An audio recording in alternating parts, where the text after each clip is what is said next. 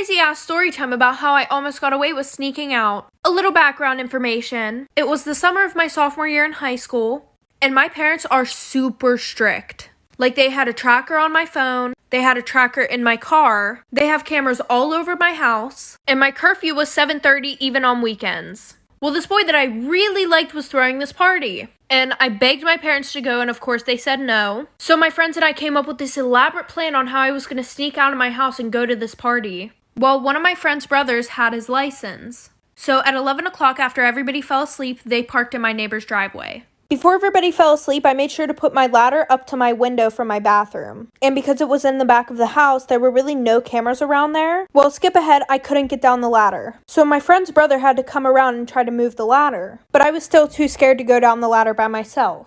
So her brother crawled up the ladder. And once he was on the roof, he tried to help me get down. Well, then he fell like for part two. Part two about how I almost got away with sneaking out. So like I said, he fell off the roof. Let me elaborate on that. So while I was going down the ladder, my foot slipped. So he grabbed a hold of my hand and I started falling along with the ladder. So then he grabbed a hold of the ladder, tried to pull it back, but when he did that, he flipped over the ladder. Well, he fell through this glass table that was on the deck that was around my pool, and everybody in my house woke up. My dad came running outside. Oh, and her brother wasn't moving after that. So my dad called an ambulance, and my friend who was with her brother had to call her parents. And pretty much after that, I got grounded for a full year. I didn't have a phone or anything. They took my car away. They also drilled my windows shut. My friend didn't get grounded because her parents knew that she was going to this party. Oh, and her brother was in a coma for 3 months. Story time about the girl who was absolutely obsessed with me in high school. So it was my junior year in high school, and I'm just going to tell you guys the first story of how I knew that she was absolutely obsessed with me and wanted to be me. Well, I had been dating this guy for like a month, and I sent him nudes. Well, my nudes got spread around the school, and everybody knew they were mine until this one girl, and we're going to call her Addie, started saying that they were hers. I guess one of my friends was talking about it in class and they were like, OMG, did you hear that her nudes got leaked? AKA mine. And Addie was sitting at the same table and she said, no, those are my nudes. And at first I thought this girl was just trying to be nice. I was like, oh, well, that's nice of her, you know. Like, maybe she's just trying to say that so that way nobody will bully me, I guess. Well, the one day I texted her about it. And I was like, hey, like, you don't have to do that. It's fine. I'll take responsibility for it. I did it. And she was like, what are you talking about? Those are my nudes. Like for part two. Part two about the girl who was obsessed with me. So like I said, she basically told me that those were her nudes, even though I took the pictures and I knew they were mine. But I was like, okay, whatever. I'm not going to argue with her. Well, then I get a text from my boyfriend.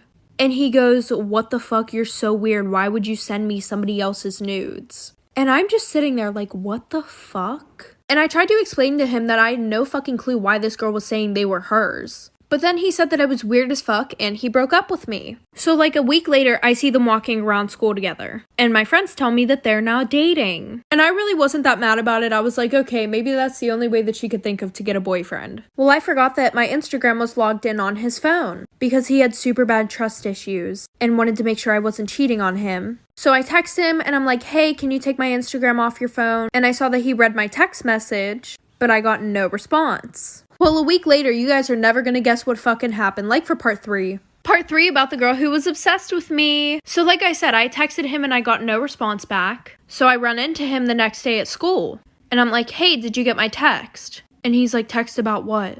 And I was like, taking my Instagram off your phone? And he was like, oh yeah, Addie did it, don't worry. And I didn't think anything of it because, you know, I'm like, oh well, she's done torturing me. Well, I was very wrong. So in my first period, I went to go sit with my group of friends, because all three of us had that class together. And when I walk in, I realize that Addie is sitting in my seat. So I pull up a chair to the table, and they were all ignoring me and texting each other right next to me. So I was like, okay, what's wrong? And one of my friends goes, oh, nothing, just the fact that you DM'd Gigi and I's boyfriends, saying that we were whores and that they should date you. By the way, Gigi was my other friend. And after that, this bitch Addie has the nerve to make the comment, that's really fucked up. Why would you do that? So then I beat her ass and lost all my friends. Storytime about how I found out that my mom fucked my boyfriend. So a little background information. My mom had me whenever she was 15. So we were always super close because we were so close in age. Well, during my senior year of high school, I started dating this guy. I was 18, he was 20. Well, after dating for a little bit, it was time for me to go off to college. And we didn't want to do long distance, so we kind of just cut it off. And instead of going to college, he just wanted to work, so he stayed in my hometown. And he was pretty close with my mom, too, because during my school year, he got kicked out of his parents' house and came and stayed with us for like a month. And we're going to call him Bryce. Well, I get a text from my mother the one day, and she's like, "Hey, honey, Bryce wants to know if he can come stay here. His parents kicked him out again." And I was like, "No, that's weird. Like, we're not even dating. What the fuck?"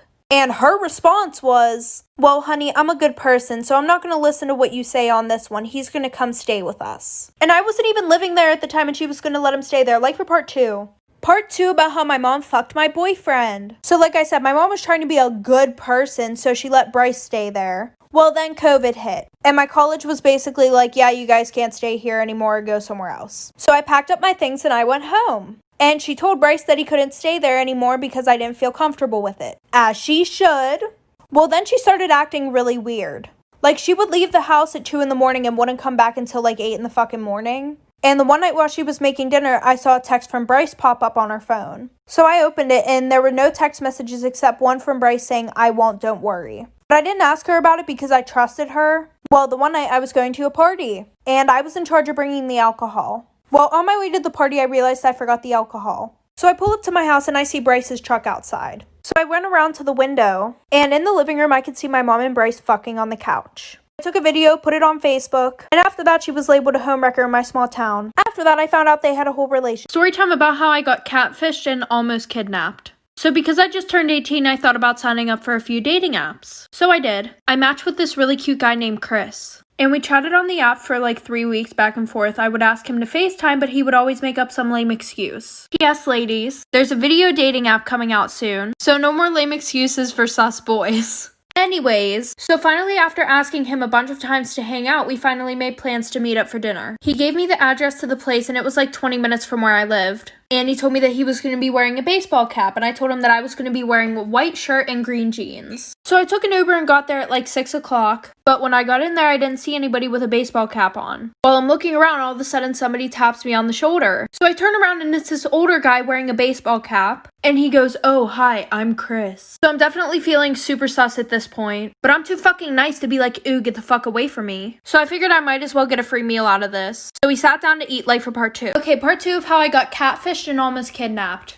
So we get seated, we ordered our food, and I start talking to him. You know, I was just trying to be nice and finish my meal, but it was literally so creepy. The whole time he's like, "Wow, you're so beautiful. How are you still single? Yada, yada, yada." I honestly just wanted to eat and leave so bad. So here I am texting my friend that I just got fucking catfished. And while I was going in and out of my purse, I dropped my phone on the floor. And I know you're probably thinking, "Oh, why the hell is she telling us that part about the phone?" Well, because I'm pretty sure that he put something in my drink. No, like he 100% put something in my fucking drink. So I hurry up and eat my food and drink my drink because I just wanted to get the hell out of there. And my drink tasted totally fine, like there was no bitterness or anything. So while he was getting the check, I went to the bathroom to call my friend. And as soon as I get into the bathroom, I start feeling so off. And no, it was not my anxiety from sus Chris. I also felt like I was going to throw up. And my friend wasn't picking up at all. So I tried sharing my location with her, which I usually never do, like for part 3.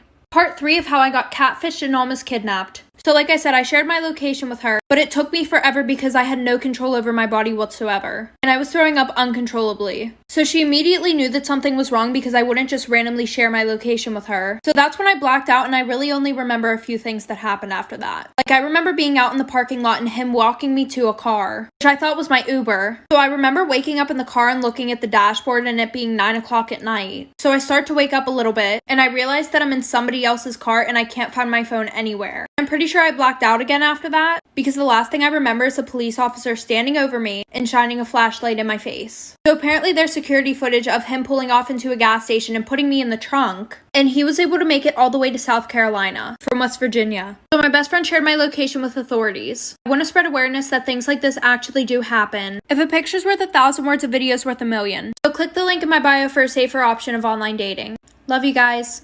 Story time about my worst trip off LSD. So one of the kids in my friend group was about to leave for Arizona. And we would always talk about how we need to trip together before he leaves. And anytime that I would trip off acid, I would go to my one plug. Well, he ran out, so we had to go to somebody else. and I've never tried this kid's stuff before. I just said, fuck it, YOLO, which should not have been my motto at the time. But it was. So that night, we're in the car, and one of our friends is driving because he's sober, obviously. And before I put the tab on my tongue, I started to get really nervous. And I have never felt like that before I've taken acid. But I kind of just said fuck it, and I put it on my tongue. So we go pick up 2 more people that I'm not really close with. So then we make our way over to our other friend's apartment. And I'm kind of feeling it, but not really. But then as soon as we walk into that apartment, I start tripping balls. And you know, everything was going good. But then my dumb ass decided to look in the fucking mirror. And as soon as I look in the mirror, I see myself smile back at me, like for part 2. Okay, part 2. So like I said, I look in the mirror and I see myself smiling back at me. And that's whenever everything went south so quick. I sat on the bed, tried to pull myself together because I didn't want to make a fucking scene in front of everybody. But then I got caught in this fucking loop. And if you don't know what the loop is, then I'm going to tell you what it is. It's basically where you feel like you're doing the same thing over and over and over again. And then I started looking around at everybody and it looked like their faces were melting. One of my friends got up off his chair, walked to the other side of the room, and I watched him do that. But when I looked back over at the fucking chair, he was still sitting there. So I looked at my one friend that was sober, who I was actually really close with, and I think he saw the look in my eye and he was like, "Do you want to leave now?" And I just shook my head, yeah, like I could not deal with that shit anymore. So we go to his car and then we drive to my boyfriend's house. Because I could not go home. I would have got crucified. But we get in the house and as soon as his mom sees me, she knows that something's wrong. Like for part 3. Okay, part 3. So like I said, I walked in and she knew that something was wrong with me right away. Because she was like, "Oh, I have a letter from your boyfriend." And usually I would run up, grab it, read it really quickly, because I would only get like 1 letter a week. But instead I ran downstairs because her face was fucking melting. So 5 minutes later, she has to come downstairs and help me get dressed into my pajamas because I forgot how to dress myself. I didn't want to be left alone that night, so my friend stayed in the basement with me. So he went and tried to go to sleep, but he couldn't because I was watching Butterfly Effect for 8 hours straight. Like that was the only thing that could calm me down. But I still don't even know all the freaking words to it, which is weird. Like he would try to change the video and somehow I end up back to Butterfly Effect. And then he tried to kiss me. So he left the next morning because he had to go to work, which was at like 11 a.m. And I took this tab at 8 p.m. the day before. So I was getting texts like, "Where are you? You're supposed to be home now." So I had to go home and act normal in front of everybody while I'm still tripping balls. And I also got grounded for coming home late because I could not come home at the right time because I was tripping so hard. And this lasted for about 24 hours.